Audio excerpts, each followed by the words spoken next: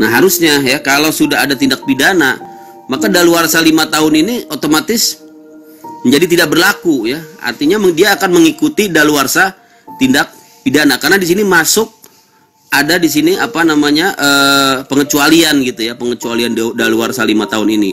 Apabila WP ya wajib pajak melakukan tindak pidana di bidang perpajakan dan tindak pidana lain yang dapat merugikan pendapatan negara berdasarkan putusan pengadilan yang telah berkekuatan hukum tetap.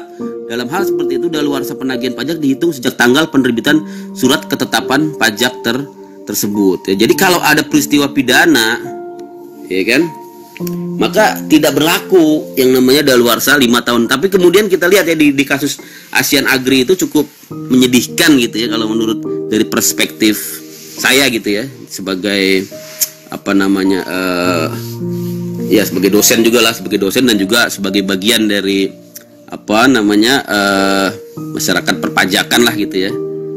Bagaimana kemudian Hakim Agung ya di putusan Asian Agri ya, yang kaitannya dengan putusan PK ya, putusan PK bukan putusan pidananya ya. Putusan pidana itu sudah luar biasa ya. Putusan pidananya itu kan sangat fenomenal lah ya. Kita lihat itu sebagai sebuah terobosan hukum lah, bagaimana hakim ya, Hakim Agung ya, Al-Kostar ya, hakim apa Artijo ya, yang mulia ya, itu memberikan putusan sangat bagus sekali gitu ya. Artinya PT itu kemudian dikenakan pidana ya, juga dikenakan denda gitu ya, dikenakan denda. Bahkan di situ juga dikenakan tindak pidana korporasi gitu ya. Putusannya itu sangat bagus sekali. Nah, tapi ketika kemudian eksekusi terhadap dendanya ini dilakukan oleh Dirjen Pajak ya, dengan menerbitkan surat ketetapan pajak kurang bayar ya, tambahan ya, yang itu merupakan amanah dari undang-undang ya, undang-undang KUP ya. Pasal berapa? Pasal 13 ya kalau nggak salah ya, 13 ayat 5 itu dapat mengeluarkan surat ketetapan atas putusan pidana gitu ya. Nah, tapi kemudian ketika itu dikeluarkan ya, kemudian digugat di pengadilan pajak ya, pengadilan pajak sih memenangkan Direktorat Jenderal Pajak. Tapi kemudian yang menjadi permasalahan ketika itu putusan PK-nya gitu ya, putusan PK-nya itu kemudian menganulir dari putusan pengadilan pajak ya, sehingga negara harus mengembalikan sejumlah 2,6 T itu ya. Nah, itu yang kemudian teman-teman saya rasa harus menjadikan itu sebagai catatan gitu ya. Ya. Gimana nih ya? Lanjut nih, kayaknya sepi-sepi aja nih. Saya kira itu ya. Mengenai situasinya lagi ini ya, COVID ini ya, mungkin semangat belajar jadi ini ya. Saya kira itu mengenai penagihan pajak ya. Ada yang nanya nggak nih ya? Ya Pak Untung, siapa nih? Jadi itu ya mengenai penagihan yang saya ingin sampaikan. Kemudian jadi apa masalah daluarsa itu menjadi permasalahan gitu. Harusnya kan tadi secara normatif memang 5 tahun, tapi 5 tahun itu kemudian bisa menjadi tertangguh gitu ya, bahkan sampai 10 tahun kalau itu masuk ke dalam pidana. Bahkan sebenarnya tidak 10 tahun gitu kan. 10 tahun itu kan daluarsanya pidana, artinya daluarsa penuntutan ya.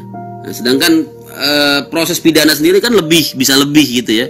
Misalnya dia dituntut pada tahun 9 gitu ya, proses pidananya baru inkrah bisa jadi kan di tahun ke-12. Ya harusnya itu tidak menjadikan sebuah penagihan pajak gitu ya menjadi daluarsa gitu ya.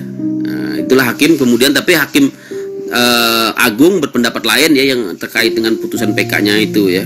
Oke ya, lanjut ya. Oke, saya kira itu ya. Ini memang menarik sebenarnya nih ya. Ya kalau ketemu langsung enak ini ya, tapi ya kondisi begini mau gimana lagi ya. Seadanya aja ya, seadanya aja. Yang penting kita terus ikut ya kuliah. Tadi mungkin yang belum saya jelasin ini ya, penagihan seketika dan sekaligus. Nah ini lebih apa ya, saya lihat ya lebih progresif, lebih agresif lagi ya. Bagaimana negara melakukan penagihan itu. Kalau tadi kan yang siklus biasa itu ya, yang biasa melalui surat paksa, sita, ya, lelang, ya.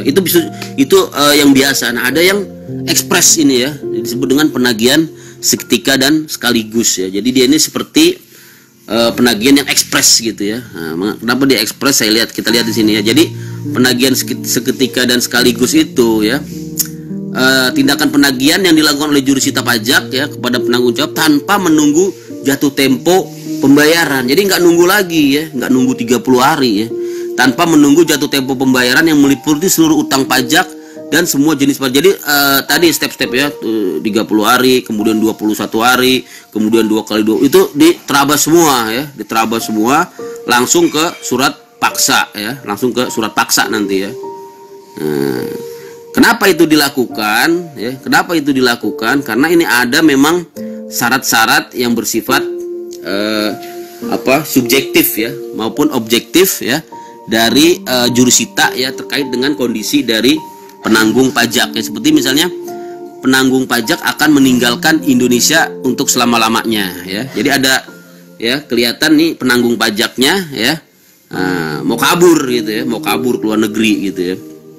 Misalnya kelihatan dia udah pesan tiket gitu ya, udah udah kelihatan lah gitu ya, ada gerak-geriknya atau ada informasi gitu ya. Kemudian memindah tangankan barang yang dimiliki ya, itu ya, misalnya nah yang banyak itu dengan cara pilot gitu ya. Ini ya, nanti kita masuk gitu ya, kita masuk ke contoh kasus. Jadi yang banyak itu memang memilotkan diri gitu ya, memilotkan perusahaannya gitu ya. Itu keren sekali ya. Dan itu yang banyak gitu ya. Akhirnya di situ memang jadi permasalahan ya antara putusan pilot nanti ya dengan hak mendahului gitu ya, dengan hak mendahului. Ada kalau memang pilotnya benar-benar ya, ada juga pilot yang dipilot-pilotkan gitu ya, dipilot-pilotkan karena nanti negara menjadi tidak bisa menagihnya gitu ya, harus melalui pembagian dulu ya dengan kurator gitu ya. Nah, ini pun yang banyak gitu ya. Tapi yang secara normatif di sini yang dilakukan penagihan sekaligus ini ya, salah satunya itu memindahkan ya barang yang dimiliki ya, atau dia juga akan melakukan pembubaran ya. Pembubaran ya. Jadi sebenarnya bisa gitu ya, kalau dia udah tanda-tanda mau bubar gitu ya, mau gabung ya, mau memekarkan usahanya, memindah tangankan perusahaannya gitu ya. Ya. Kemudian juga badan usahanya itu akan dibubarkan oleh negara termasuk ya. Ini makanya jurusita pajak tuh harus waspada gitu ya. Ketika dia lihat ini kok ya dalam ada utang pajak yang besar ya, miliaran ya, biasanya memang sekarang kecenderungannya salah satu gitu ya, salah satu cara gitu ya untuk lolos ya dengan cara pilot gitu ya. Nah, padahal nanti kita lihat ya, pilot pun itu tidak menjadikan utang pajak itu menjadi hilang gitu ya, menjadi hapus gitu ya. Karena di dalam sistem pajak itu istilah penanggung pajak itu luas gitu ya. Nanti kita masuk ke sini ya. Nah, jadi penagihan seketika dan sekaligus saya rasa ini ya. Jadi ini ada penagihan yang bersifat ekspres gitu ya, tidak mengikuti tadi siklus yang normal gitu ya. Nah, tadi kenapa saya katakan pilot itu tidak menyelesaikan tidak menghapus gitu ya utang pajak, karena di sini ya kita lihat di sini definisi dari penanggung pajak ya. Definisi dari mana ya penanggung pajak ya? Sebentar ya.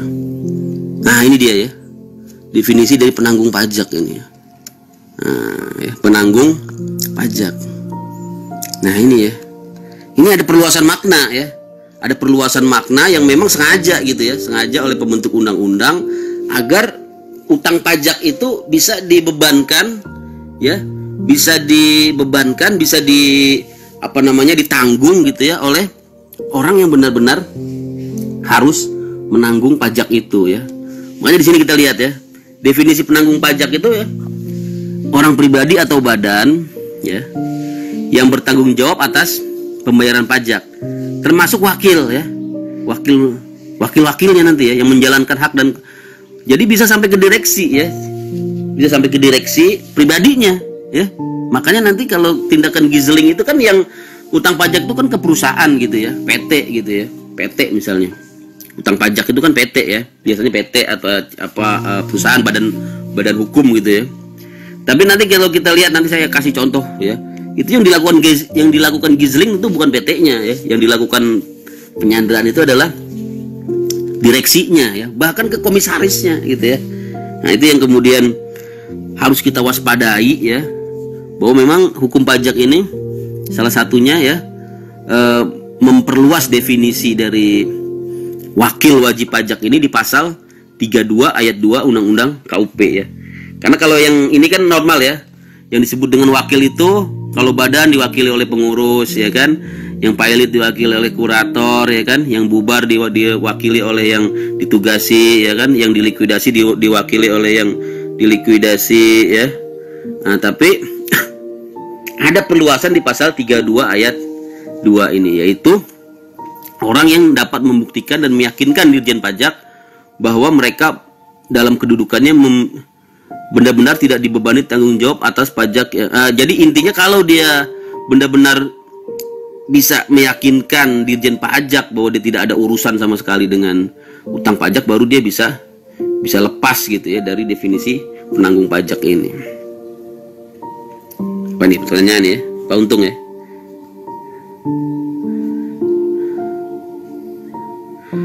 Jual beli yang dinotariskan tapi mengabaikan pembayaran pajak, apakah pengadilan pajak dapat menghukum WP dan dapat juga membatalkan penjualan? Jadi kalau pembayaran itu kan atas jual beli itu kan pada sebelum terjadinya penyerahan gitu ya, sebelum terjadinya penyerahan. Coba lihat di sini ya. Dapatkah wajib itu kan kalau ini sama sekali tidak membayar, berarti ya sama sekali tidak membayar, apakah pengadilan pajak dapat menghukumnya? Jadi gini ya guys ya, yang menghukum itu nanti Dirjen Pajak gitu ya. Kalau dia misalnya ketahuan gitu ya dalam proses pemeriksaan ya, ketahuan ada transaksi gitu ya, jual beli misalnya ya, yang pakai notaris ini mungkin jual beli benda bergerak gitu ya, benda tidak bergerak gitu ya, jual beli tanah lah gitu ya, atau rumah, harusnya kan dibayar ya, baik itu bayar PPN ya, bayar PPH ya, bayar pajak PHTB ya, pajak dari hasil PHPTB ya, pajak dari hasil penjualan tanah dan bangunan, banyak itu pajak-pajaknya ya. Dan itu harus dibayar ya kan sebelum dilakukan transaksi ya, ya. Nah, kemudian dia ketahuan oleh Dirjen Pajak. Yang menghukum itu Dirjen Pajak ya, yang menghukum Dirjen Pajak dengan cara apa? Dengan cara nanti menerbitkan surat ketetapan pajak ya, kurang bayar ya. Kalau itu administrasi ya, tapi bisa juga nanti pidana gitu ya kan, yang kemarin kita lihat ada unsur kesengajaan gitu ya, ada unsur kesengajaan gitu ya. Unsur kesengajaan ini memang nanti diskresi dari penyidik gitu ya, bagaimana dia menilai mens rea ya, bagaimana dia menilai motivasi gitu ya, tindakan batin dari si pelaku gitu ya. Oh ini ada unsur pidananya, masuk ke pasal berapa tuh, 39 dah pokoknya, pasal 39 yang menghukum pajak, Direktorat Jenderal Pajak gitu ya, penyidik ya, kalau dia pidana ya nanti masuk ke ranah. Tapi kalau ranah administrasi saja itu Direktorat Jenderal Pajak dalam hal ini adalah pemeriksa gitu ya, dan ke kantor pelayanan. Nah, pengadilan pajak itu nanti kalau dari pihak WP ya melakukan upaya hukum ya. Upaya hukumnya pertama keberatan dulu ya, nanti kita masuk ya ke upaya hukum ya. Nah, ini ya upaya hukum ya. Jadi upaya hukumnya keberatan dulu ya. Keberatan dulu ya. Nah, ini kita kasih lihat ya. Enggak apa-apa lah, kita langsung ke upaya hukum aja ya.